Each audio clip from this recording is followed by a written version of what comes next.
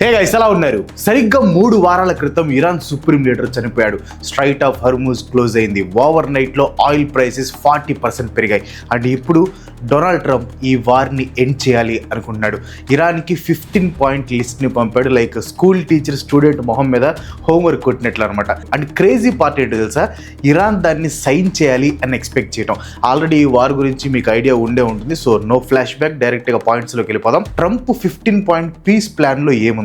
America ఇది ఎందుకు చేస్తుంది? ఇరాన్ దీన్ని యాక్సెప్ట్ చేస్తుందా? ఇది సక్సెస్ అయితే ఏమవుతుంది, ఫెయిల్ అయితే ఏమవుతుంది? Chapter number 1, the 15 point plan. Trump administration ఈ ప్లాన్ ని పాకిస్తాన్ ద్వారా ఇరాన్ కి పంపిందనమాట. పాకిస్తాన్ బ్యాక్ ఛానల్ మీడియేటర్ లాగా అనమాట. మీకు బాగా అర్థం అవడానికి ఈ 15 పాయింట్స్ ని 4 కేటగిరీస్ గా డివైడ్ చేస్తా. Category number 1, the nuclear demands. Trump స్వయంగా న్యూక్లియర్ ఇష్యూ పాయింట్ 1, 2, 3 అని చెప్పాడు. దాన్ని బట్టి అమెరికా ప్రియారిటీస్ ఏంటో మనం అర్థం చేసుకోవచ్చు. Point number 1, permanent unconditional renunciation of nuclear weapons. Iran ఇంకా న్యూక్లియర్ వెపన్స్ ని డెవలప్ చేయము అని ఫార్మల్ గా పర్మనెంట్ గా కమిట్ అవ్వాలి. టెంపరరీగా, నాన్ కండిషనల్ గా కాదు. Underline this point.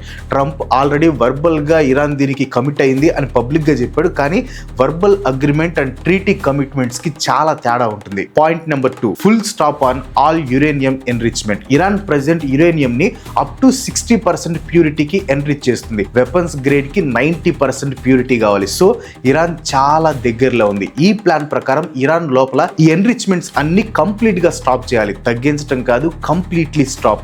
And point number 3, hand over existing uranium stockpiles. Iran దగ్గర already 460 kgs of 60% enriched uranium stockpiles ఉన్నాయన్నమాట. వీటిని మొత్తాన్ని యుఎన్ న్యూక్లియర్ వాచ్ డాగ్ అయిన IAEA కి హ్యాండ్ ఓవర్ చేయాలి, లేదా కంప్లీట్ గా డిస్ట్రాయ్ చేయాలి. ఇరాన్ మాత్రం ఉంచుకోకూడదు. Point number 4, dismantle the big 3 facilities. Natanz, Isfahan, Fordow, ఈ 3 ఇరాన్ న్యూక్లియర్ ఇన్ఫ్రాస్ట్రక్చర్ కి చాలా ఇంపార్టెంట్ అనమాట. నటాంజ్ లో thousands of centrifuge machines under ground లో ఇంకా తిరుగుతున్నాయి. ఫోర్డోని ఒక మౌంటైన్ కింద చాలా లోతులో పెట్టారనమాట, ఎయిర్ స్ట్రైక్స్ నుంచి కూడా సర్వైవ్ అవడానికి. ఈ ప్లాన్ ప్రకారం వాటిని రోబో సినిమాలో చిట్టి లాగా డిస్మాండిల్ చేసినట్లు డిస్మాండిల్ చేసి డిస్ట్రాయ్ చేయాలి. ఒక్కసారి ఆలోచించండి, ఇరాన్ 30 సంవత్సరాలు టైం వెచ్చించి ఈ న్యూక్లియర్ ఫెసిలిటీస్ ని బిల్డ్ చేసింది. బిలియన్స్ ఆఫ్ డాలర్స్ ఖర్చు పెట్టింది. 1000 మంది సైంటిస్టులు పనిచేశారు. ఆల్ ఆఫ్ సడన్ అమెరికా వచ్చి మొత్తం నాశనం చేయండి అని చెప్తుంది. Point number 5, unrestricted IAEA access to all sites. Inspectors తో ఇంకా టామ్ అండ్ జెర్రీ గేమ్స్ లేవు. ఇరాన్ లో ఉన్న ప్రతి న్యూక్లియర్ రిలేటెడ్ సైట్ డిక్లేర్ చేసినవి, డిక్లేర్ చేయనివి కూడా ఎప్పుడు పడితే అప్పుడు ఇన్స్పెక్షన్ కి యాక్సెస్ ఇవ్వాలి. Options no more. ఈ 5 పాయింట్స్ చూస్తే క్లియర్ గా అర్థమవుతుంది ఇది మోస్ట్ అగ్రెసివ్ డీన్యూక్లియరైజేషన్ డిమాండ్ అని. 2003లో నార్త్ కొరియా తర్వాత ఆ రేంజ్ లో ఉంది ఈ demand. Of course Kim north Korea సంగతి తెలిసిందేగా, న్యూక్లియర్ బాంబు తయారు చేశారు, అది వేరే విషయం అనుకోండి. Category number 2, the regional demands. ఇక్కడ నుంచి ఈ ప్లాన్ డిఫికల్ట్ స్టేజ్ నుంచి అది అవ్వదమ్మా అనే స్టేజ్ కి వెళ్తుంది అనమాట. Point number 6, abandon the axis of resistance. Lebanon లో ఉన్న హెజ్బొల్లాతో, గాజాలో ఉన్న హమాస్ తో, యమన్ లో ఉన్న హౌతీ రెబల్స్ తో, ఇరాకీ షియా మిలిటెంట్స్ తో సంబంధాలన్నీ తెగదెంపులు చేసుకోవాలి. వాళ్ళకి వెపన్స్ ఇవ్వకూడదు, ఫండింగ్ ఇవ్వకూడదు, ట్రైనింగ్ ఇవ్వకూడదు. సింపుల్ గా మీ దారి మీది, మా దారి మాది అని చెప్పాలి. ఇరాన్ కి ఎందుకు ఇది ఇంపాసిబుల్ చెప్తాను చూడండి. ఈ ప్రాక్సీ నెట్వర్క్ ని బిల్డ్ చేయడానికి 40 సంవత్సరాలు పట్టింది. ప్రతి సంవత్సరం బిలియన్స్ ఆఫ్ డాలర్స్ ఖర్చు అవుతుంది. దానికి బదులు ఇరాన్ కి 4 కంట్రీస్ నుంచి స్ట్రాటజిక్ డెప్త్ అనేది వస్తుంది అనమాట. లాస్ట్ వీడియోలో చెప్పే కదా, హెజ్బొల్లా ఒక్కటే ఇజ్రాయెల్ వైపు 150,000 రాకెట్స్ ని పాయింట్ చేసి ఉంచింది. ఈ ప్రాక్సీస్ అన్ని ఇజ్రాయెల్ కి ఒక మిలిటరీ స్ట్రాటజీ లాంటివి. ఇరాన్ డైరెక్ట్ గా రంగంలోకి దిక్కుండా ఎనిమీస్ తో ఫైట్ చేయడానికి ఇవి హెల్ప్ చేస్తాయి అనమాట. సో ప్రాక్సీ గ్రూప్స్ అన్నిటినీ వదిలేయమని చెప్పడం అమెరికాకి నాటోని వదిలేయమని చెప్పినట్లు అని ఇరాన్ భావిస్తుంది అనమాట. Point number 7, stop all funding to militant groups. పైన చెప్పిన ప్రాక్సీ గ్రూప్స్ అన్నిటికీ వెపన్స్, మనీ, ఇంటెలిజెన్స్ సపోర్ట్ అన్ని ఆపేయాలి కంప్లీట్ గా. అంటే మిడిల్ ఈస్ట్ లో ఇరాన్ ని ఇరాన్ లాగా ఉండొద్దు అని చెప్తుంది. Point number 8, reopen the straight of Hormuz permanently. ఈ డీల్ లో ఎకానమీ పరంగా ఇంపార్టెంట్ పాయింట్ అనమాట. స్ట్రైట్ ఆఫ్ హర్మూజ్ గురించి లాస్ట్ వీడియోస్ లో చాలా సార్లు చెప్పాను, అది ఎందుకు అంత ఇంపార్టెంట్ అనేది. ఇరాన్ దీన్ని క్లోజ్ చేయటం వల్ల ప్రెసెంట్ అక్కడ 150 షిప్లు ట్రాప్ అయి ఉన్నాయి. సో దీన్ని పర్మనెంట్ గా ఓపెన్ చేయాలి. ఇన్ కేస్ ఈ పాయింట్ 8 కానీ ఓకే అయిందంటే గ్లోబల్ ఎకానమీ ఇమ్మీడియట్ గా స్టేబుల్ అవుతుంది. Point number 9, ballistic missiles, the interesting compromise. ఇక్కడ ఈ ప్లాన్ విచిత్రంగా మారబోతుంది. ఇరాన్ కొన్ని మిసైల్స్ని మాత్రమే పెట్టుకోవాలి, బట్ అవి డిఫెన్స్ యూజ్కి మాత్రమే వాడేలాగా పెట్టుకోవాలి. యూరప్ దాకా రీచ్ అయ్యే క్యాపబిలిటీ ఉన్న మిసైల్స్ ఉండకూడదు, న్యూక్లియర్ వార్ హెడ్స్ని క్యారీ చేసే మిసైల్స్ కూడా ఉండకూడదు. Category number 3, the governance demands. Point number 10, accountability for human rights violation. 2025 ప్రొటెస్ట్ల టైంలో ఇరాన్ గవర్నమెంట్ వేల మంది ప్రొటెస్టర్ని చంపిందనమాట. దానికి అకౌంటబిలిటీ తీసుకోవాలి, ఎక్నాలెడ్జ్మెంట్ అనేది ఉండాలని ఈ ప్లాన్ డిమాండ్ చేస్తుంది. ఇది ఇరాన్ రెజ్యూమ్ని దించేయడానికి అమెరికా ప్లాన్ అని ఇరాన్ నమ్మకం. Point number 11, release of political prisoners. Iran దగ్గర థౌజండ్స్ ఆఫ్ పొలిటికల్ ప్రిజనర్స్ ఉన్నారనమాట. దాంట్లో ఫారిన్ నేషనల్స్ ఉన్నారు, డ్యూయల్ సిటిజన్షిప్ ఉన్న వాళ్ళు ఉన్నారు, జర్నలిస్టులు, యాక్టివిస్టులు, ఇలా చాలా మంది ఉన్నారనమాట. సో వాళ్ళందరినీ వెంటనే రిలీజ్ చేయాలి. Point number 12, commit to non aggression against neighbours. Saudi Arabia, UAE, Israel and మిగతా నైబరింగ్ కంట్రీస్ మీద అటాక్ చేయమని ఫార్మల్ వెరిఫైయబుల్ కమిట్మెంట్ ఇవ్వాలి. నార్మల్ లాంగ్వేజ్లో చెప్పాలంటే లీగల్ సరెండర్ అవ్వండి అని అర్థం అనమాట. Category number 4, what America offers in return. ఇవన్నీ చేస్తే అమెరికా ఇచ్చే ఆఫర్స్ చూద్దాం. Point number 13, complete permanent sanctions relief. Iran మీద ఉన్న అమెరికా శాంక్షన్స్ అన్నీ ఎత్తేస్తారు. జస్ట్ కొంతకాలం పాస్ చేయడం కాదు, కంప్లీట్గా ఎత్తేస్తారు. అండ్ ఇంకో మెయిన్ ఇంపార్టెంట్ థింగ్ ఏంటంటే స్నాప్ బ్యాక్ మెకానిజంని ఎలిమినేట్ చేశారు. అంటే ఇన్ కేస్ ఇరాన్ ఈ డీల్ని వైలేట్ చేస్తే స్నాప్ బ్యాక్ మెకానిజం ద్వారా శాంక్షన్స్ మళ్ళీ ఆటోమేటిక్గా రిటర్న్ అవుతాయి. కానీ ఇప్పుడు ఆ మెకానిజంని ఎలిమినేట్ చేశారు. ఇది JCPOA, joint comprehensive plan of action ఒప్పందంపై ఇరాన్ చేసిన బిగ్గెస్ట్ కంప్లైంట్ అనమాట. ఒకప్పుడు ఒబామా ఇవ్వని డీల్ని ఇప్పుడు ట్రంప్ ఇస్తున్నాడు. ఇది ఇరాన్కి ఎందుకు అంత హెల్ప్ అవుతుందో చెప్తాను చూడండి. వన్స్ శాంక్షన్స్ లిఫ్ట్ చేస్తే ఓన్లీ ఇరాన్ ఆయిల్ సెక్టార్లోనే 2 to 3 million barrels per day global మార్కెట్లోకి వెళ్తాయి. ఆల్రెడీ క్రైసిస్లో ఉన్న ఇరాన్ ఎకానమీకి ఇది biggest relief and foreign investments కూడా వెనక్కి వస్తాయి. Point number 14, American assistance for civilian nuclear energy. నన్ను బాగా ఆశ్చర్యానికి గురి చేసిన ఆఫర్ ఇది. ఇరాన్ పీస్ఫుల్ న్యూక్లియర్ ఎనర్జీని డెవలప్ చేయడంలో అమెరికా హెల్ప్ చేస్తుంది. ఇరాన్లో ఉన్న బుషెర్ న్యూక్లియర్ పవర్ ప్లాంట్ని అప్గ్రేడ్ చేసి ఎక్స్పాండ్ చేసి ఎలక్ట్రిసిటీ జనరేషన్కి హెల్ప్ చేస్తారంట. బై ది వే, ఇప్పుడే అందిన తాజా వార్త, ఇదే న్యూక్లియర్ పవర్ ప్లాంట్ మీద అమెరికా ఇంకా ఇజ్రాయెల్ కలిసి అటాక్ చేశాయని ఇరాన్ చెప్తుంది. అమెరికా టెక్నాలజీని, ఎక్స్పర్టైజ్ని అండ్ కావాలంటే ఫ్యూయల్ని కూడా ప్రొవైడ్ చేస్తుందంట. మేము మిమ్మల్ని నాశనం చేయాలనుకోవట్లేదు, మీతో బిజినెస్ చేయాలనుకుంటున్నాం అని ట్రంప్ అంటున్నాడు. Point number 15, A 1 month cease fire to negotiate. Entire military operations 30 రోజుల వరకు ఆపుతున్నాం. ఈ నెల రోజుల్లో ఈ 15 పాయింట్స్ మీద ఫార్మల్ గా నెగోషియేట్ చేసి డాక్యుమెంట్ చేసి వాటిని సైన్ చేయాలి. డిప్లొమాటిక్ వర్క్స్ జరుగుతున్నప్పుడు రెండు సైడ్స్ ఎలాంటి మిలిటరీ యాక్షన్స్ తీసుకోకూడదు. ఇక్కడ ట్రంప్ ఇరాన్ రెస్పాండ్ అవ్వడానికి డెడ్ లైన్ ని పొడిగిస్తున్నాడు. మొన్ననేమో స్ట్రైట్ ఆఫ్ హర్ముజ్ ని 48 hours లో ఓపెన్ చేయకపోతే దిబిడే అన్నాడు. మళ్ళీ నిన్నేమో 5 days పాస్ అన్నాడు. ఇప్పుడు మళ్ళీ 30 days అంటున్నాడు. ఈ ప్యాటర్న్ అంతా చూస్తే ఒక విషయం క్లియర్ గా అర్థమవుతుంది. ట్రంప్ కి యాక్చువల్ గా ఈ డీల్ కావాలి. జస్ట్ ఈ పోస్ట్ పోన్లు చేస్తూ ఇరాన్ టైం ని బై చేస్తున్నాడు అంతే. Chapter number 2, why is Trump doing this? The 4 real reasons. War start చేసిందే ట్రంప్, మిసైల్స్ వేయమని ఆర్డర్ ఇచ్చింది ట్రంప్, బాంబ్స్ వేయమని చెప్పింది ట్రంప్. మరి ఇప్పుడు పీస్ సీజ్ ఫైర్ అంటే ఎందుకని ట్రంప్ పుష్ చేస్తున్నాడు? ఈ క్వశ్చన్ మీలో చాలా మందికి ఉండే ఉంటుంది. సో ట్రంప్ ఇలా పుష్ చేయడానికి మెయిన్ రీజన్స్ ఏంటో ఇప్పుడు చెప్తాను చూడండి. Reason number 1, economy is bleeding. Straight of Hormuz close అయినా మాకేం పర్లేదు, మా దగ్గర ఆయిల్ ఉంది అని అమెరికా స్టార్టింగ్ లో అనుకుంది. కానీ మెల్లిగా straight of Hormuz effect America మీద కూడా పడుతుంది. ఆయిల్ ప్రైసెస్ 40% కి పెరిగిపోయాయి.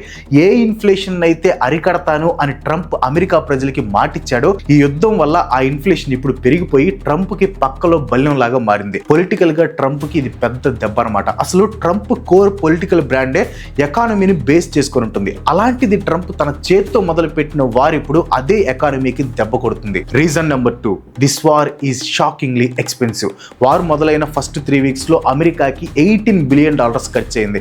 ఇరాన్తో యుద్ధం చేయడానికి ఇంకొక $200 billion కావాలని పెంటగాన్ కాంగ్రెస్ ని రిక్వెస్ట్ చేసింది. ఇప్పటికే అమెరికా 3 ఎయిర్క్రాఫ్ట్ క్యారియర్స్ ని డిప్లాయ్ చేసింది. వీటితో పాటు మిసైల్స్, B-52 బాంబర్స్, ఇవన్నీ అమెరికా డబ్బుని ఆవిరైపోయేలా చేస్తున్నాయి. ఈ వార్ వల్ల డబ్బు ఎంత ఫాస్ట్ గా మాయమైపోతుందంటే హార్డ్ కోర్ ట్రంప్ సపోర్టర్స్ కూడా ట్రంప్ని సపోర్ట్ చేయలేకపోతున్నారు. Reason number 3, no clear victory condition. ఇరాన్తో యుద్ధం మొదలు పెట్టే ముందు ఖచ్చితంగా యుద్ధంలో గెలుస్తామని అమెరికా అనుకుంది. యుద్ధం మొదలై ఇప్పటికీ 4 వారాలు అవుతుంది. ట్రంప్ అనుకున్నట్టు ఇరాన్లో రెజిమ్ చేంజ్ రాలేదు, ఇరాన్ వెనక్కి తగ్గలేదు. పోనీ ఇరాన్ని పూర్తిగా ఆక్రమించాలంటే అమెరికా గ్రౌండ్ ఇన్వేషన్ చేయాలి. అండ్ ఇప్పుడు గ్రౌండ్ ఇన్వేషన్ చేసే రిస్క్ అమెరికా తీసుకోలేదు. సో ఎటు చూసినా ఈ యుద్ధాన్ని అమెరికా గెలిచేలా కనిపించట్లేదు. ఛాన్స్ దొరికిన ప్రతిసారి ట్రంప్ మేము యుద్ధం గెలిచేసాం అని చెప్పుకుంటున్నాడే కానీ నిజంగా గెలుస్తున్న సూచనలు అయితే కనిపించట్లేదు. సో గెలవలేని సిచ్యువేషన్లో ఏం చేయాలి? యుద్ధం నుంచి వెనక్కి తగ్గాలి. కానీ నార్మల్గా వెనక్కి తగ్గితే ట్రంప్ యుద్ధంలో ఓడిపోయాడు అంటారు. సో అలా అనకుండా ఉండాలనే ఈ డీల్ ని ప్రపోజ్ చేశాడు ట్రంప్. అండ్ 4th రీజన్ వచ్చేసి the deal maker needs his deal. ఈ డీల్ మెయిన్ గా ట్రంప్ ఈగోకి సంబంధించింది. రెండోసారి గెలవటానికి ముందు నుండి ట్రంప్ చెప్తున్న మాట ఒకటే, ఏ యుద్ధాన్నైనా నేను ఒంటి చేత్తో ఆపేస్తాను అని. సో ఇప్పుడు ఈ యుద్ధాన్ని తానే ఆపాను అనే క్రెడిట్ ట్రంప్ కావాలి. ఇరాన్ తో యుద్ధం ఆపింది ట్రంప్, అది కూడా ట్రంప్ ప్రపోజ్ చేసిన టర్మ్స్ మీద అని న్యూస్ ఛానల్ వాళ్ళు చెప్తేనే ట్రంప్ ఈగో సాటిస్ఫై అవుతుంది. అందుకే ఈ 15 పాయింట్స్ పీస్ డీల్ ని ప్రపోజ్ చేశాడు. ఒకవేళ ఈ డీల్ కానీ ఓకే అయితే the greatest deal ever made అని తన ప్రెసిడెన్షియల్ టర్మ్ అయిపోయేదాకా డబ్బా కొట్టుకుంటాడు. Mark my words. Chapter number 3, Iran's response. ఎన్న నెగోషియేషన్స్.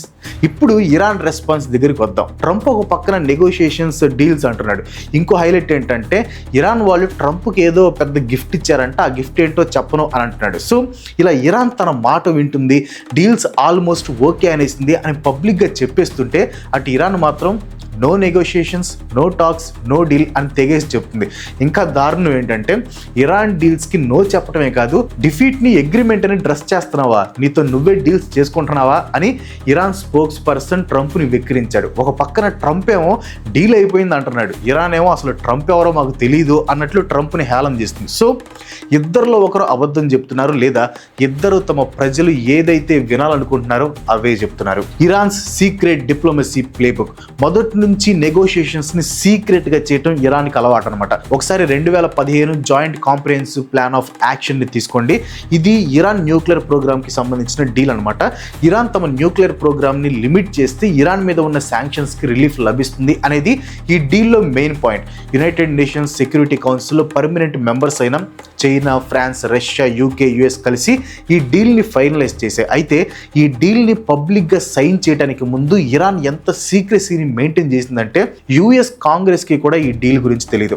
అప్పట్లో ఈ డీల్ కి ఒమన్ మీడియేటర్ గా ఉందన్నమాట. అండ్ ఇప్పుడు పాకిస్తాన్ మీడియేటర్ గా ఉంది అనే న్యూస్లు వినిపిస్తున్నాయి. సో మేబీ ఇరాన్ పైకి డీల్ లేదు, ఏం లేదు అన్నట్లు సీక్రెట్ గా డీల్ చేస్తుందేమో. Iran's counter demands. అయితే ఇరాన్ అంత ఈజీగా డీల్ ని యాక్సెప్ట్ చేసే టైప్ కాదు. యాజ్ ఆఫ్ నౌ అయితే ట్రంప్ ప్రపోజ్ చేసిన 15 పాయింట్ డీల్ ని పబ్లిక్ గా మాక్ చేస్తుంది ఇరాన్. కానీ కొన్ని రిపోర్ట్స్ ప్రకారం ఇరాన్ ఈ 15 పాయింట్ డీల్ కి కొన్ని కౌంటర్ డిమాండ్స్ చేస్తుందంట. ఆ డిమాండ్స్ ఏంటంటే ముందుగా యుఎస్ ఇరాన్ కి దగ్గరలో ఉన్న అన్ని మిలిటరీ బేసెస్ ని క్లోజ్ చేయాలి. రెండోది యుఎస్ ఇంకా ఇజ్రాయెల్ ఫ్యూచర్ లో అటాక్స్ చేయము అని రిటర్న్ గా గ్యారంటీస్ ఇవ్వాలి. మూడోది వార్ వల్ల ఇరాన్ కి జరిగిన నష్టాన్ని కంపెన్సేషన్ కింద ఇవ్వాలి. అండ్ ఫైనల్ గా మిలిటరీ ఆపరేషన్స్ అన్ని ఇమ్మీడియట్ గా ఆపేయాలి. జస్ట్ సీజ్ ఫైర్ కాదు, ఫుల్ విత్డ్రాల్. సో ఇరాన్ ఈ డిమాండ్స్ చేసింది అని వినిపిస్తుంది. బట్ అఫీషియల్ గా అయితే ఇరాన్ తరపు నుంచి ఎటువంటి స్టేట్మెంట్ లేదు. ఇందాక చెప్పే కదా ఇరాన్ ఏ అగ్రిమెంట్ అయినా సీక్రెట్ గానే చేస్తుందని. ఒకవేళ నిజంగా ఇరాన్ ఈ కౌంటర్ డిమాండ్స్ ని చేసుంటే అమెరికా వీటిని ఒప్పుకోవటం కొద్దిగా కష్టమే. బట్ ట్రంప్ యుద్ధం ఆపేయాలి అనుకుంటే మాత్రం ఏదో ఒకటి ఆఫర్ చేసి ఇరాన్ ని ఒప్పించాలి. సాదా సీదాగా అయితే ఇరాన్ ఒప్పుకునేలా కనిపించట్లేదు. Chapter number 4, will Iran accept this? ఇది $1 మిలియన్ కాదు, $1 ట్రిలియన్ క్వశ్చన్. షార్ట్ ఆన్సర్ ఏంటంటే ప్రజెంట్ ఉన్న ఫామ్ లో అయితే ఇరాన్ అస్సలు యాక్సెప్ట్ చేయదు, ఆల్మోస్ట్ జరగదు అని చెప్పాలి. దీనికి నా దగ్గర ఉన్న రీజన్స్ ని డీప్ గా ఎక్స్ప్లెయిన్ చేస్తాను చూడండి. Problem number 1, the nuclear demand crosses Iran's red line. 2015లో జరిగిన JCPOA అగ్రిమెంట్ ని ఇరాన్ సైన్ చేసి యురేనియం రిజర్వ్స్ ని పూర్తిగా వదులుకోవటానికి కాదు, జస్ట్ వాటిపైన ఎన్రిచ్మెంట్ రైట్స్ కోసం మాత్రమే. కానీ ఈ 15 పాయింట్ ప్లాన్ ఇరాన్ ఎన్రిచ్మెంట్ ని పూర్తిగా వదిలేయమని, నటాంజ్, ఇస్ఫహాన్ అండ్ ఫార్డో వంటి మెయిన్ సెంటర్స్ ని ఫిజికల్ గా డిస్ట్రాయ్ చేయమని అడుగుతుంది. ఒక వార్ తర్వాత తమ న్యూక్లియర్ ప్రోగ్రామ్ ని కంప్లీట్ గా డిస్మాండిల్ చేయడాన్ని అటు హార్డ్ లైన్ గవర్నమెంట్ కానీ ఇటు మోడరేట్ గవర్నమెంట్ కానీ తమ ప్రజలకి వివరించలేదు. ఇది తమ పైన అటాక్ చేసిన కంట్రీ మిలిటరీకి అన్కండిషనల్ గా సరెండర్ అయినట్లు కనిపిస్తుంది. Problem number 2, proxies are Iran's insurance policy. Hezbollah, Hamas, Houthis, Iraqi militants ఇవి ఇరాన్కి జస్ట్ ఐడియాలజికల్ పార్ట్నర్స్ మాత్రమే కాదు, ఇవి ఇరాన్కి స్ట్రాటజిక్ స్ట్రెంగ్త్ కూడా. ఇరాన్ డైరెక్ట్ గా వార్లోకి రాకుండానే మల్టిపుల్ ఫ్రంట్స్ నుంచి సైమల్టేనియస్ గా కౌంటర్ అటాక్ చేయగల కెపాసిటీని కల్పిస్తాయి. ఈ నెట్వర్క్ ని వదులుకోవటం అంటే ఇరాన్ మిలిటరీ కాళ్ళు చేతులు విరిచేయటమే. వార్ వల్ల ఇప్పటికే డిగ్రేడ్ అయిన తన కన్వెన్షనల్ ఆర్మీతో ఇజ్రాయెల్ అండ్ అమెరికాని ఫేస్ చేయడం ఇరాన్కి ఇంపాసిబుల్ అవుతుంది. Problem number 3, actually the trust is gone. ఇది అన్నిటికంటే డీపెస్ట్ వూండ్ అనమాట. ఫిబ్రవరి 27, 2026 ఒమన్స్ ఫారెన్ మినిస్టర్ మాట్లాడుతూ న్యూక్లియర్ నెగోషియేషన్స్ లో పీస్ అందుబాటులో ఉంది అని చెప్పాడు. ఒక పెద్ద బ్రేక్ త్రూ అచీవ్ అయిందని, ఇరాన్ కి న్యూక్లియర్ టర్మ్స్ కి అంగీకరించిందని రిపోర్ట్స్ వచ్చాయి. కానీ నెక్స్ట్ మార్నింగ్ బాంబుల వర్షం కురిసింది. చర్చలు జరుగుతుండగానే అమెరికా ఇరాన్ పైన అటాక్ చేసింది. ఇప్పుడు అమెరికా ఇచ్చే గ్యారంటీని ఇరాన్ ఎలా నమ్ముతుంది? 2018లో ఇరాన్ అన్ని టర్మ్స్ ని ఫాలో అవుతున్నప్పటికీ JCPOA అగ్రిమెంట్ ని క్యాన్సిల్ చేశారు. ఇరాన్ ఇప్పటికే 2 times అమెరికా డీల్ వైలేషన్స్ ని అనుభవించింది. జస్ట్ ఒక పీస్ ఆఫ్ పేపర్ మీద సైన్ చేసినంత మాత్రాన ఆ ట్రస్ట్ మళ్ళీ అంత త్వరగా రీబిల్డ్ అవ్వదు. Problem number 4, new supreme leader is more hard line. Khamenei కొడుకు ముజ్తబా ఖమేనీ ఇప్పుడు న్యూ సుప్రీం లీడర్ అనమాట. ఆయన వాళ్ళ నాన్న కంటే ఎక్కువ కొంచెం స్ట్రిక్ట్ అని భావిస్తారు. సివిలియన్ ప్రెసిడెంట్ వారిని ఆపాలి అని కోరుకున్నా సరే మిసైల్ అటాక్స్ని కంటిన్యూ చేసిన IRGC ఇప్పుడు ఎక్స్ట్రాడినరీ ఇండిపెండెన్స్తో పనిచేస్తుంది. ముజ్తబా ఖమేనీ తన అథారిటీని, లెజిటిమసీని ప్రూవ్ చేసుకోవాల్సిన అవసరం ఉంది. తన లీడర్షిప్లోని ఫస్ట్ మంత్స్లోనే ఇలా హ్యూమిలేటింగ్ డీల్ని యాక్సెప్ట్ చేయడం అంటే అతనికి అది పొలిటికల్ సూసైడ్తో సమానం. అయితే ఇరాన్ టేబుల్ ముందుకి వచ్చే ఒక రియలిస్టిక్ సినారియో ఉంది. అది వారికి ఇష్టం ఉండి కాదు, రావాల్సిన నెసెసిటీ ఏర్పడితే. ఒకవేళ అమెరికా బాంబ్స్ అటాక్లో 90% ఇరాన్ ఆయిల్ ఎక్స్పోర్ట్ అయ్యే కార్గ్ ఐలాండ్ డెస్ట్రాయ్ అయితే ఇరాన్ ఎకానమీ దెబ్బతింటం కాదు, కంప్లీట్గా కొలాప్స్ అయిపోతుంది. అమెరికా అండ్ ఇజ్రాయెల్ అటాక్స్ వల్ల ఇరాన్ మిసైల్స్ స్టాక్ పైల్స్ సిగ్నిఫికెంట్గా రెడ్యూస్ అయ్యాయి. వారు ఎదురుదాడి చేయలేని సిచ్యువేషన్కి చేరుకుంటే వాళ్ళ పవర్ తగ్గిపోతుంది. స్ట్రైట్ ఆఫ్ హర్ముజ్ క్లోజర్ వల్ల ఇంటర్నల్గా అన్కంట్రోలబుల్ ఇన్స్టెబిలిటీ అనేది స్టార్ట్ అయితే అప్పుడు న్యూ లీడర్షిప్ తమ మిలిటరీ ప్రైడ్ కంటే రెజ్యూమ్ని కాపాడుకోవడాన్ని చూస్ చేసుకోవచ్చు. ఇది 15 point అగ్రిమెంట్ కాకపోవచ్చు, బహుశా జస్ట్ ఒక 6 points అయి ఉండొచ్చు. అమెరికా బాంబింగ్ అటాక్స్ ని పాస్ చేయడానికి బదులుగా హర్ముజ్ ని రీఓపెన్ చేయడం, కొన్ని న్యూక్లియర్ ఇన్స్పెక్షన్స్ కి అంగీకరించడం లాంటివి. కానీ తమ ఎలై ప్రాక్సీస్ ని వదులుకోకపోవడం, హార్డెస్ట్ ఇష్యూస్ ని ఫ్యూచర్ నెగోషియేషన్స్ కోసం వాయిదా వేయటం, ఇది ఒక మేజర్ విక్టరీ కాదు, అలాగని ఫెయిల్యూర్ కూడా కాదు. వరల్డ్ మొత్తం బ్లో అప్ కాకుండా ఆపడానికి చేసే ఒక రకమైన అన్క్లియర్ ఫేస్ సేవింగ్ కాంప్రమైజ్ మాత్రమే.